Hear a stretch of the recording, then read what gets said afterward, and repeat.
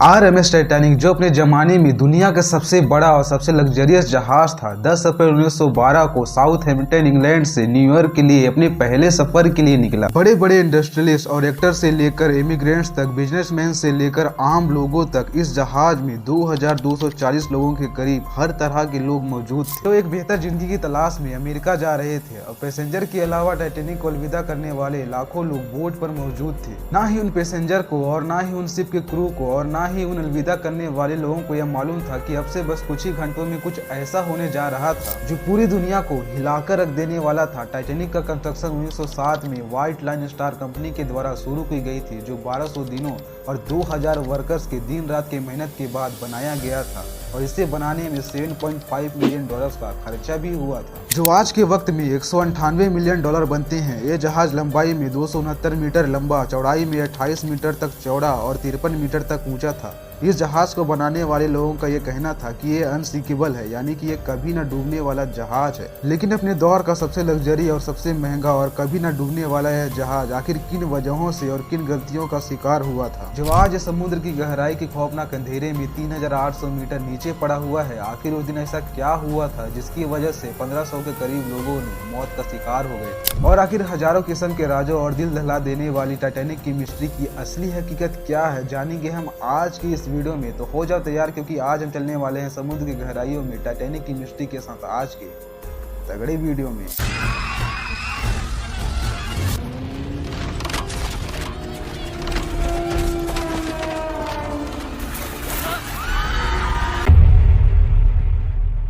10 अप्रैल 1912 को दोपहर के 12 बजे टाइटैनिक ने अपने पहला सफर शुरू किया था। उस दिन अटलांटिक ओशन बिल्कुल सुनसान और खामोश था और किसी भी किस्म का समुद्री तूफान आने की कोई भी वार्निंग नहीं थी।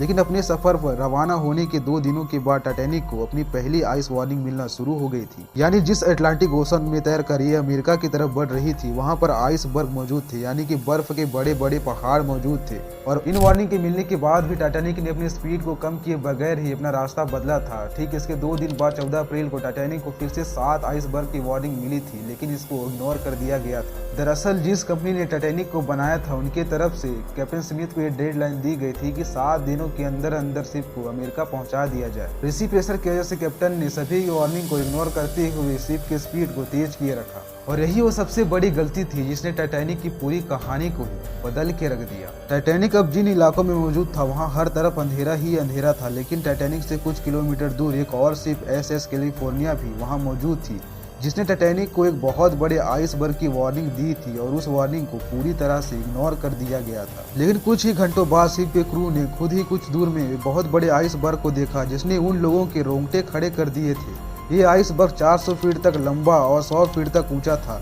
जब तक इस आइसबर्ग की खबर कैप्टन तक पहुंचती, तब तक बहुत देर हो चुकी थी। टाइटैनिक के इंजन को तुरंत बंद कर दिया गया, साथ ही शिप के रुख को बदलने का ऑर्डर भी दिया गया। बेशक कैप्टन और क्रू ने शिप को आइसबर्ग से बचाने की पूरी कोशिश की, लेकिन शिप का फासला आइसबर्ग से इतना कम हो गया था कि कोई भी कोशिश बिल्कुल नाकाम हो गई थी। ठीक 11:11 पर आइसबर्ग टाइटैनिक से टकरा गया। आइसबर्ग के टकराने के बाद शिप की बॉडी पर एक 13 फीट तक बड़ा क्रैक पड़ गया था, जिसकी वजह से शिप के निचले फ्लोस में पानी भरना शुरू हो गया था।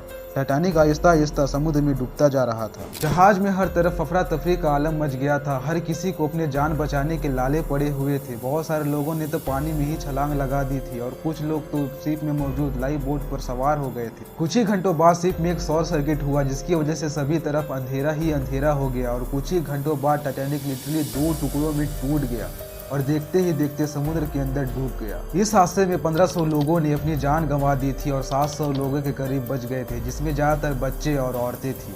टाइटैनिक के कैप्टन स्मिथ ने आखिरी वक्त तक लोगों की मदद के लिए मसरूफ रहे थे, और आखिरी में वो भी अपनी जान से हाथ धो बैठे थे। वार्निंग मिलती ही टाइटैनिक ने इमरजेंसी सिग्नल भेजना शुरू कर दिए थे, लेकिन जब तक वहां कोई शिप पहुंचता तब तक बहुत देर हो चुकी थी। टाइटैनिक को बनाते वक्त कुछ ऐसी गलतियां की गई थी जो अगर ना की जाती तो टाइटैनिक की कहानी कुछ और ही होती। टाइटैनिक को शुरुआत से ही बहुत स्पीड में चलाया गया था, जिसकी वजह से वार्निंग मिलने के बाद भी उसका रुख बदलना इम्पॉसिबल हो गया था, क्योंकि किसी भी शिप को तेजी से चलाने के बाद उसका रुख बदलना इम्पॉसिबल होता है। इसके अलावा शिप पर मौजूद एल्टर के पास किसी भी प्रकार की कोई दूरबीन नहीं थी, जिसकी वजह से बर्फ के पहाड़ों को देखा जाता और मिलने वाले वार्निंग को भी इग्नोर किया गया था। टाइटैनिक के बॉडी पर जो रिवर्स लगाए गए थे उन्हें स्टील के बजाय कास्ट आयरन से बनाया गया था। ये रिवर्स लोहे के बड़े बड़े पीसेस को आपस में जोड़े हुए थे, लेकिन इन रिवर्स की क्वालिटी अच्छी ना होने की वजह से आइसबर्ग से टकराते ही ये खुल गए थे। टाइटैनिक के जहाज पर करीब 32 लाइफ बोट की कैपेसिटी थी, लेकिन पोताही की वजह से सिर्फ 20 लाइफ बोट को ही जहाज पर रखा गया था और अफरा तफरी की वजह से